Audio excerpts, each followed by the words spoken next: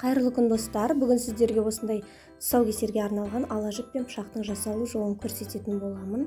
Видеоны соңына дейін көріп, лайк басып тіркеліп отырыңыздар. Видеодан көріп отырғандарыңыздай, мынау бізде қажет заттардың тізімі, толық тізімді мен төменгі описанияға қалдырып кететін боламын.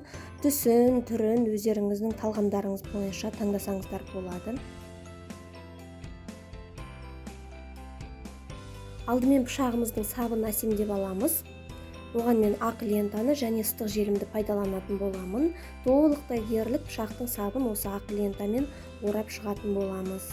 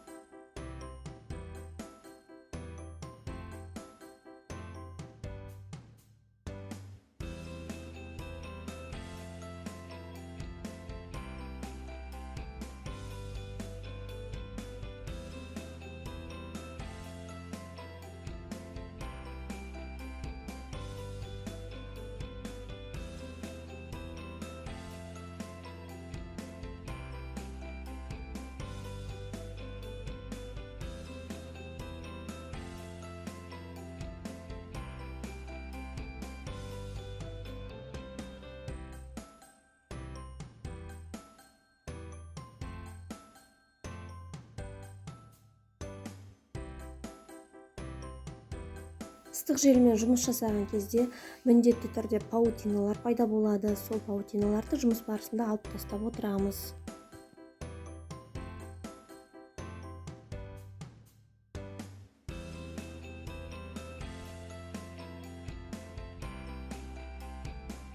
Енді пышағымыздың жан-жағын әсемдеу үшін мен осындай жарты моншақтарды пайдаланамын. Бұлар метрлеп сатылатын жарты моншақтар. Оны да ыстық желінің көмегімен пышақтың жан-жағын айланып жабыстырып шығамыз.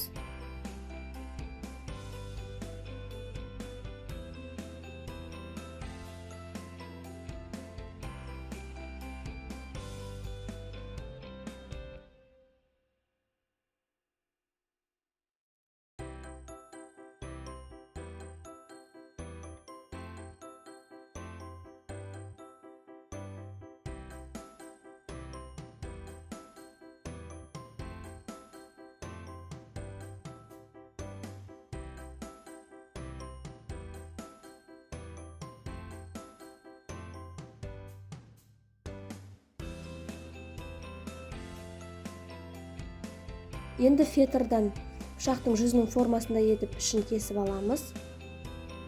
Тігіске орын қалдыруды ұмытпаңыздар. Ол жерді машинкамен тіксеңіздер де болады, немесе кәдімгі ыстық желімнің көмегімен жабыстыра салсаңыздар да болады. Мен машинканың көмегімен тігемін. Міне осылай тігіліп шықты. Қазір дәл осы жерге бағанағы метрлік моншақтарымды жабыстыратын боламын.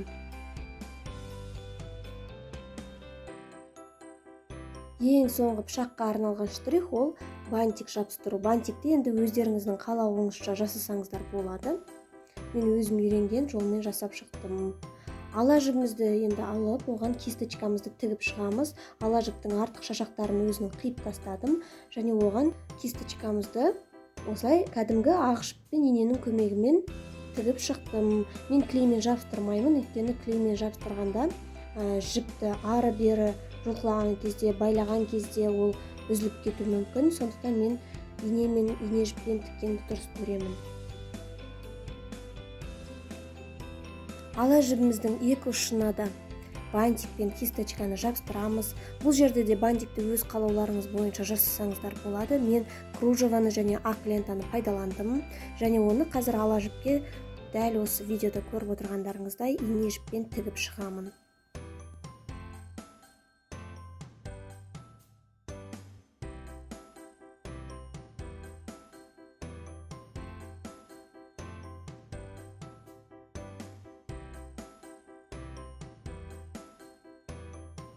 Міне ханымдар, біздің пышағымыз бен ала жібіміз дайын болды. Осындай ерекше әдемі етіп өздеріңізде жасап алсаңыздар болады.